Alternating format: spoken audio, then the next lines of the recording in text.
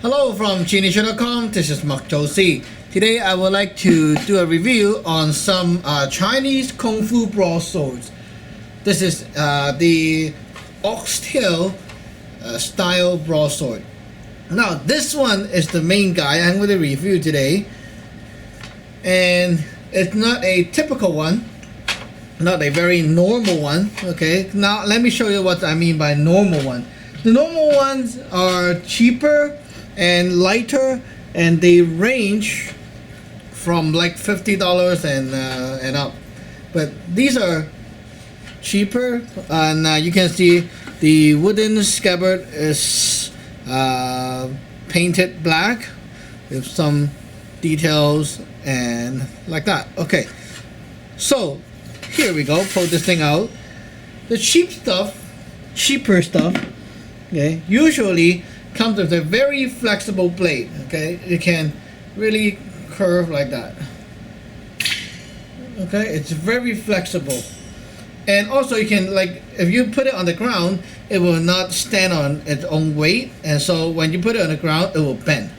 So this is the kind of problem with these blades. They're too flexible and they are too light, often around 1 pound or something like that, or even less than 1 pound for some of the new ones. And the problem is, remember, these are made of stainless steel blade. Okay, stainless steel blade are not meant to be sharpened and for actual use, because stainless steel are good for knives that are short, but when it's long like these, okay, and you smash it on the target, and if the stainless steel blade cannot stand it, it will shatter or snap or something like that. So it's very dangerous to have a stainless steel long blade that is sharpened for actual cutting.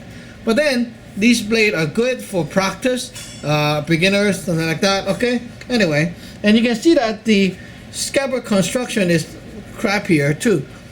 See, it's pretty bad construction. Okay, and the thing feels light. The wood here feels very light, very cheap wood, and that kind of stuff. The brass fittings here, okay, these and the Pummel are very light too. And if you screw the nut in tighter than it's supposed to be, then it's going to damage the Pummel too, because the Pummel is made of crappy brass. Now this thing here is very different. Take a look. This thing here have nice wood, okay, very heavy wood scabbard, and the brass fitting here, okay, they are not only solid brass. All of these things are not only solid brass, but they are also coated too, so they're protected from rust while still giving you the shiny golden bling bling look. And here, this Pummel here, okay, this thing here is very heavy. This is very heavy. This thing here is made of very solid brass, unlike the cheaper ones.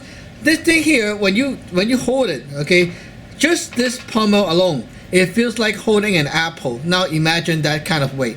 The whole broadsword here, the whole thing, weighed 2.5 pounds. Just the blade alone, just this alone. Okay, and you can see that the construction on the scabbard is not crappy. Look at that. See, it's very nicely done, and also engraved, stamped. Okay, very cool. And just this thing alone is very heavy too. It feels like 3 or 4 of the cheaper scabbard. And also, now let me show you that what I mean by good construction, better construction. Okay, take a look at here. Very solid and heavy fittings. Okay, all the guard, brass, Pummel, everything here is solid and heavy. Okay, they're not light stuff. The wood, you can see the grain on the wood. Okay, it's high class looking, not cheap painted wood. Also, there are 2 folders here as well on the blade. Ding, like that. And the blade here is not stainless steel. This is forged and tempered high carbon steel. Okay, the blade is not flexible when you swing it, but it does have some kind of flex, like very small flex. See, if I put force onto it, it does flex a little bit. See, there's vibration. Look at that. You can do that, and little bit, tiny bit of vibration. Okay, not a lot. But then these broadswords here can be sharpened for actual use, functional use. Take a look. Whew, like that. Now here, let me show you. Paper, okay. From the tip, look at that. From the tip and on. Ready and cut. Sharp. From here and down. Oops, tear it a bit. Now let's try to cut from here, the middle of the broadsword.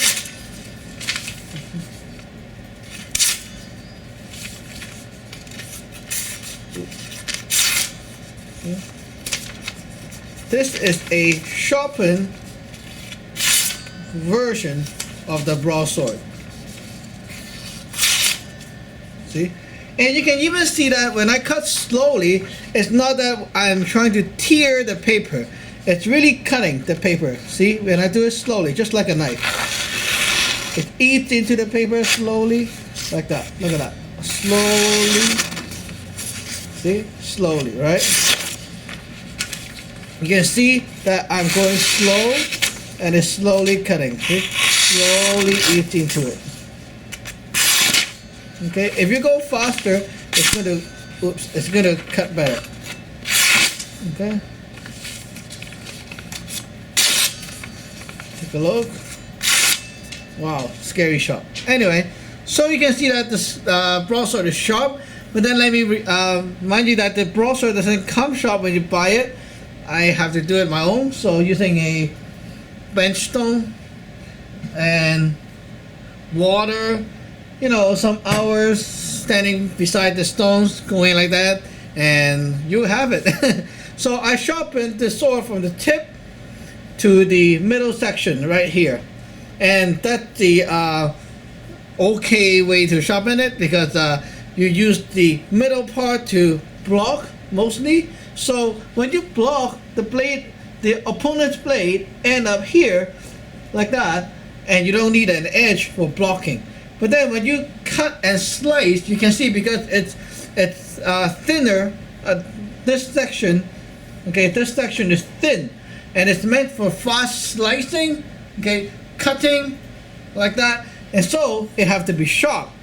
But this part is for banging and blocking and that kind of stuff, so you don't need it to be sharp. So it makes sense. Anyway, so that's my review of the Longchun broadsword. Okay, take a look again. Nice blade. Wow. Okay, so enjoy my review, and hope you like it. Now let's go for a form demonstration. Bye bye.